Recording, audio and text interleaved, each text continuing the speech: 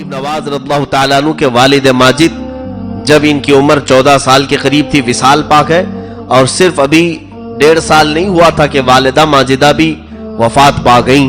آپ کی وراثت میں، باپ کی وراثت میں سرکار غریب نواز کو صرف ایک چھوٹا سا باغیچہ انگوروں کا اور کچھ پھلوں کا اور ایک پنچکی آئی، جس سے آپ اپنا گزر بسر فرما رہے تھے۔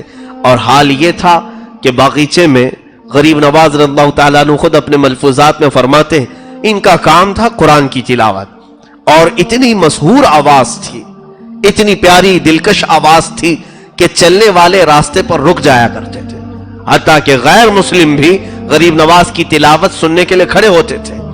قرآن پاک کی تلاوت اتنی شاندار انداز میں کرتے تھے، اور فرماتے ہیں کہ جب وہ باغیچے میں تلاوت کرتے، رات کے وقت پورے باغیچے کی جھاڑو بھی لگ جاتی، جو پتے گرتے تھے وہ بھی ایک جگہ جمع ہو جاتے تھے۔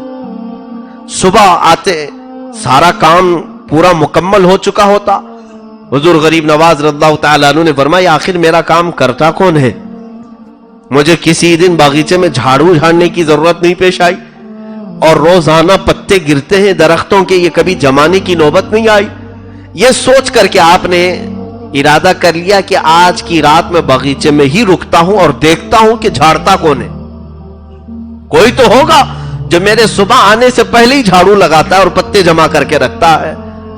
رات کا آخری پہر تھا، صبح صادق سے پہلے اچانک باغیچے میں ہلچل شروع ہوئی، جھاڑو جھاڑنے کی آوازیں اور پتے جمع کرنے کی آوازیں، ڈالیں ٹوٹ رہی ہیں جو سوکھی ہوئی اور ایک جگہ جا کے جمع ہو رہی، لیکن نظر کوئی نہیں آ رہا ہے۔ یہ کام ہونے لگا تو سرکار غریب نواز رضی اللہ تعالیٰ عنہ بیدار تھے، جاگ رہے تھے۔ آپ قریب چلتے ہوئے آئے، توجہ چاہتا ہوں، آپ نے آواز دی کہ جو کوئی بھی ہے دوست کو دوست سے پردہ نہیں کرنا چاہیے، اگر میری کوئی اتنی مدد کر رہا ہے تو میرا دوست ہی ہوگا، اور دوست کو دوست سے پردہ نہیں کرنی چاہیے، آ جانا چاہیے سامنے۔ جیسے ہی آپ نے آواز لگائی، اچانک 6 لوگ وہاں پر نمودار ہوئے، 6 ایسے بزرگ تھے، ان کی حیت، شکلیں بہت ہی اعلیٰ قسم کی اور بہت ہی اونچی۔ سرکار غریب نواز نے پہلی مرتبہ انہیں دیکھا، پوچھا آپ حضرات ہیں کون؟ تو انہوں نے کہا ہم سب جنات ہیں، جنات ہیں۔ ان کی عمریں کئی 100 سال کی تھی۔ کہا کہ بچپن سے آپ اپنے والد کے ساتھ اس باغیچے میں آتے ہیں اور آپ قرآن کی تلاوت کرتے ہیں، تو ہم آپ کا قرآن کا تلاوت کرنا برسوں سے سن رہے ہیں، اور آپ کا سن کر کے ہمارا قرآن صحیح ہو گیا ہے۔ ہم قرآن پڑھنے میں تجوید میں غلطیاں کرتے تھے، جب سے آپ کی تلاوت قرآن ہم نے اس باغیچے میں سنی، ہماری تلاوت صحیح ہوئی، ہماری تجوید صحیح ہوئی۔ اس اعتبار سے آپ ہمارے استاد ہوتے ہیں، استاد کا اتنا ادب و احترام تو کرنے کے حق ہمیں بنتا ہے۔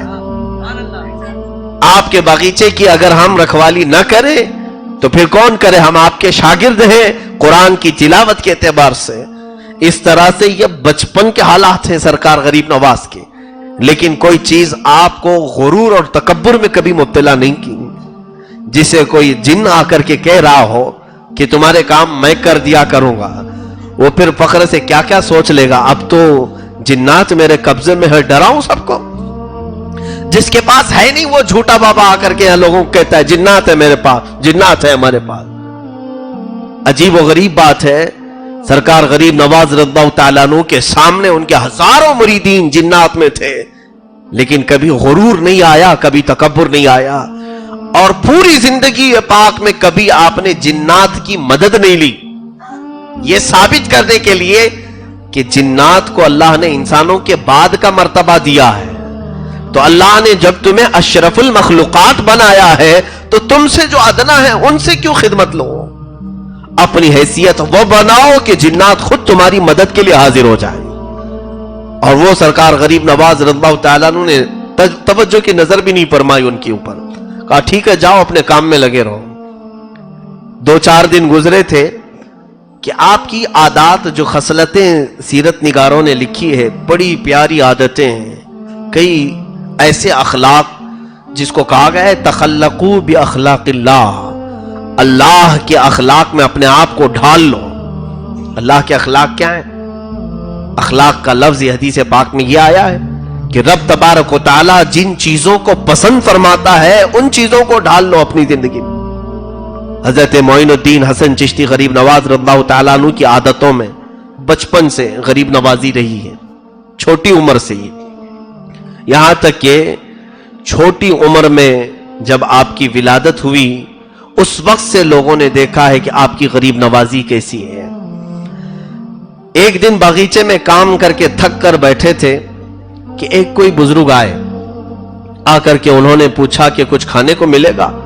جلدی سے اس درویش کو بٹھایا، مدد کرنا آپ کی فطرت میں تھا. بٹھایا اور بٹھا کر کے ایک انگور کا خوشہ توڑ لائے اور لا کر کے انہیں بڑے ادب سے دھل کر کے صاف کر کے ایک ایک انگور پیش کرتے تھے جیسے کوئی اپنے عزیز مہمانوں کے لیے کرتا ہے. اب جب انگور کے خوشے تناول کیے اس بزرگ نے پوچھا بیٹا تمہارا نام کیا ہے؟ کہا میرا نام حسن ہے اور لوگ معین الدین بھی کہتے ہیں. وہ بزرگ چونک گئے اور اس کے بعد انگور کے خوشے کھاتے کھاتے وہ رک گئے. کہا میں آج مقصد کو پہنچا ہوں، آج میں اپنے مقصد کو پہنچا ہوں. کہا کہ کیا مقصد کو پہنچے؟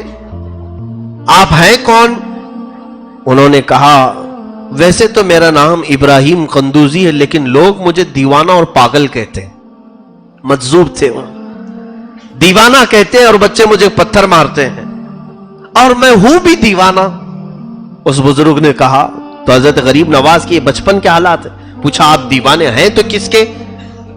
تو حضرت ابراہیم قندوسی جو آئے تھے مجذوب، انہوں نے کہا میں حاجی شریف زندانی میرے مرشد کا دیوانہ ہوں اور انہوں نے مجھے دیوانگی کی حد تک پلایا ہے اور چھوڑ دیا اور مجھے ایک روٹی دی تھی اور اس روٹی کو یہ کہہ کر کے مجھے دیا تھا کہ جب تم اس مقام پر پہنچو جب تمہیں ساتوں عرش بغیر کسی تکلف کے نظر آنے لگیں تو آدھی روٹی کھانا یا آدھی روٹی کھا لینا اور آدھی روٹی اپنے پاس رکھنا.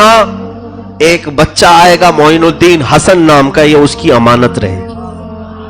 میں اس آدھی روٹی کو پچھلے 30 سالوں سے سنبھال کر رکھا ہوں. آدھی روٹی کو نہ روٹی سوکھتی ہے نہ سڑتی ہے، میری جھولی میں ایسی ہے. وہ روٹی اٹھائی حضرت غریب نواز کو دیا کہ یہ آپ کی امانت ہے اور اس کے بعد وہ اچھل کود کرتے رہے جیسے دیوانے کرتے ہیں، کپڑے پھاڑتے رہے اور بال اچھالتے رہے اور چلے گئے، غائب ہو گئے.